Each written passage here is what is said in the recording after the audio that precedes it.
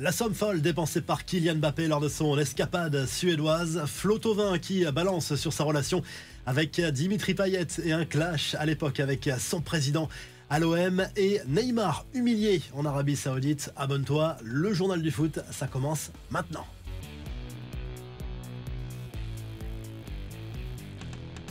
L'actu du PSG dominée ce vendredi par la prolongation de Luis Enrique. Son contrat arrivé à échéance en 2025. Mais le technicien espagnol a accepté de prolonger jusqu'en 2027, 2 années supplémentaires. Et s'il va au bout de ce nouveau bail, ce serait forcément un record sous l'ère QSI. En tout cas, le coach espagnol compte bien s'inscrire dans la durée et détrôner un certain Laurent Blanc qui était resté 3 ans sur le banc pour sa première année dans la capitale. Luis Enrique avait fait le plein sur la scène nationale en remportant le trophée des champions, la Coupe de France et la Ligue 1. Il a atteint aussi les demi-finales de la Ligue des champions. Le PSG qui négocie en parallèle la prolongation de Luis Campos. Un bail qui expire en théorie en juin 2025, mais le dossier du Portugais est moins avancé. Même si les deux hommes ne sont logiquement pas toujours d'accord, dans l'ensemble, le binôme fonctionne et s'entend bien. Monaco reste à l'affût pour le récupérer en cas de vente du club et en cas de désaccord avec le PSG. On prend des nouvelles de Presnel Kimpembe de retour à l'entraînement collectif, mais ce dernier ne veut pas précipiter son retour à la compétition. Le PSG non plus. L'international français entrevoit quand même le bout du tunnel après plusieurs blessures qui l'ont éloigné des terrains depuis février 2023. Des nouvelles aussi d'un Parisien prêté cette saison, Gabriel Moscardo, parti à Reims, n'a toujours pas fait ses débuts en Ligue 1. Le milieu de terrain brésilien de 19 ans, touché à l'aine, a profité de la trêve internationale pour s'en rapprocher. Désormais, c'est imminent. Florian Thauvin et Dimitri Payet ne partiront pas en vacances ensemble, on le sait. Les deux hommes ne s'entendaient pas du tout lors de leur passage commun à l'OM. Le joueur de l'Udinese a joué carte sur table sur le sujet à l'occasion d'une interview accordée à un youtubeur. Très clairement, sa relation était extrêmement tendue avec le Réunionnais. Visiblement, il y avait une certaine forme de jalousie. Thauvin reprochait surtout à Payet de ne pas lui faire assez de passes lors des matchs. Il a raconté aussi le jour où il a vrillé contre le comportement de son ex-coéquipier en l'insultant sur le terrain. Sa relation avec Vincent Labrune était elle aussi assez spéciale. L'ancien Marseillais a parlé avec humour du jour où il a failli en venir aux mains avec son ex-président qui voulait absolument le transférer pour sauver le club de graves problèmes financiers.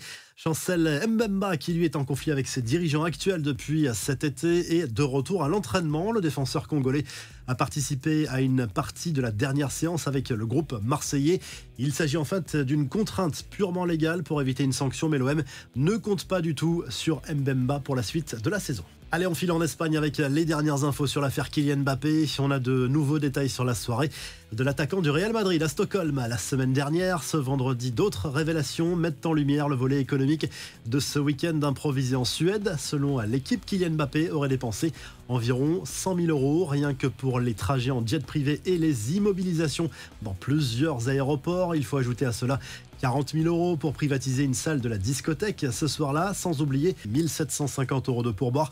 Sur la question de l'ambiance du vestiaire du Real Madrid concernant toute cette affaire, apparemment tout cela ne fait pas trop de vagues. Ses coéquipiers vivent plutôt sereinement la séquence selon RMC Sport et la presse espagnole. Côté terrain, il sera sans doute titulaire face au Celta Vigo ce samedi en Liga. Le club de Galice qui a lancé les hostilités avec une petite campagne de trolls sur ses réseaux sociaux à l'encontre du club merengue.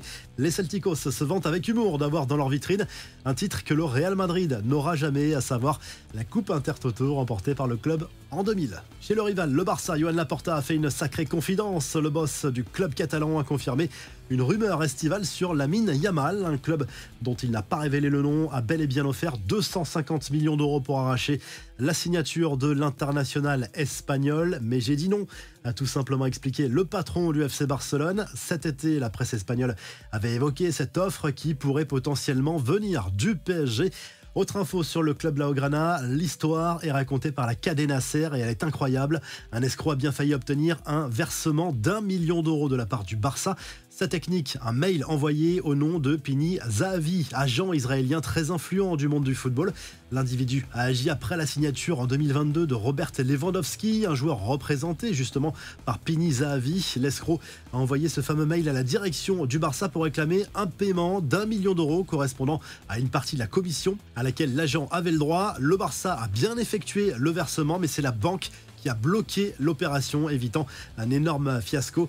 Et toujours concernant l'actuel leader de la Liga, dans le cadre de son partenariat avec Spotify, le FC Barcelone abordera une tenue spéciale pour le Classico sur la pelouse du Real Madrid le 26 octobre en Liga. Le maillot a été dévoilé et comme pressenti, Coldplay est à l'honneur à l'occasion de la sortie d'un nouvel album. Les autres infos à retenir dans ce journal du foot est d'abord le classement des meilleurs salaires de footballeurs. Le magazine Forbes a publié son top 10 des joueurs les mieux payés de la planète sur 2024. Après son départ au Real Madrid, Kylian Mbappé n'est plus le Français le mieux rémunéré, mais touche tout de même des revenus estimés à 82 millions d'euros, même un peu plus. Benzema est devant lui. Cristiano Ronaldo est toujours au sommet de la pyramide depuis son exil doré en Arabie Saoudite, avec plus de 260 millions de revenus par an entre son salaire et ce qu'il touche en dehors des terrains. Lionel Messi empoche lui 124 millions d'euros et Neymar complète le podium. Le Brésilien qui s'apprête justement à retrouver les terrains après un an d'absence, et en attendant il a été chahuté en se rendant à un tournoi de tennis organisé en Arabie Saoudite. Accueil glacial à son arrivée, Neymar a carrément été hué. Certaines personnes ont même scandé le nom de Cristiano Ronaldo à plusieurs reprises, ce qui aurait d'ailleurs surpris le joueur d'Al Hilal. Comme chaque année, le média italien Tuttosport a dévoilé les 25 joueurs encore en lice pour remporter le prix de Golden Boy 2024. Une liste affinée de 100 à 25 noms. C'est un trophée qui récompense, on le rappelle, le meilleur joueur de moins de 21 ans évoluant en Europe. 5 joueurs français et 4 pensionnaires de Ligue 1 sont toujours en lice. On peut citer les Parisiens Warren, Zahir Emery, le Portugais João Neves et Désiré Doué. Mais le grand favori, c'est bien sûr l'Espagnol Lamine Yamal. On se quitte avec les images de la présentation du nouveau trophée de la Ligue 1 qui remplace l'Hexagone. Il représente une sphère soutenue par des colonnes en forme du chiffre 1 et le socle affiche le palmarès depuis 1933. Abonne-toi et le journal du foot revient très vite.